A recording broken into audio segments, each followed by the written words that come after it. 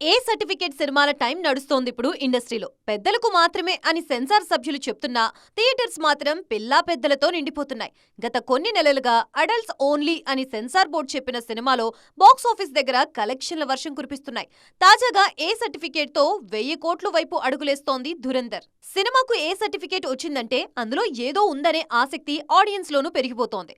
అదే కలెక్షన్స్ పెంచేస్తోంది. ఏ వచ్చిన తర్వాత హైయెస్ట్ కలెక్షన్స్ వసూలు చేసిన సినిమా యానిమల్. 900 కోట్లతో ఏ రేటెడ్ లో బిగ్గెస్ట్ హిట్ గా ఉంది ఈ సినిమా. దీని తర్వాత సలార్ సినిమా 650 కోట్లతో రెండో స్థానంలో ఉంది. మామూలుగా ఏ సర్టిఫికేట్ వస్తే పిల్లలకు నో ఎంట్రీ కాబట్టి ఫ్యామిలీస్ కూడా దూరంగా ఉండాల్సి వస్తుంది. కానీ ఇన్ని ప్రతికూలతలు ఉంటాయి కాబట్టే కలెక్షన్ల వర్షం కురిసిన రికార్డులకి దూరంగా ఉంటాయి అడల్ట్ రేటెడ్ సినిమాలు.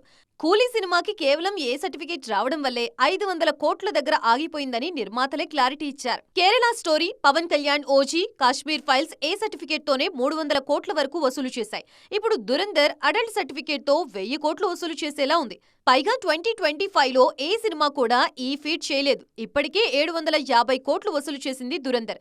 క్యాలెండర్ మారేలోపు 1000 వాలా పేల్చేలా ఉంది ఈ స్పై థ్రిల్లర్.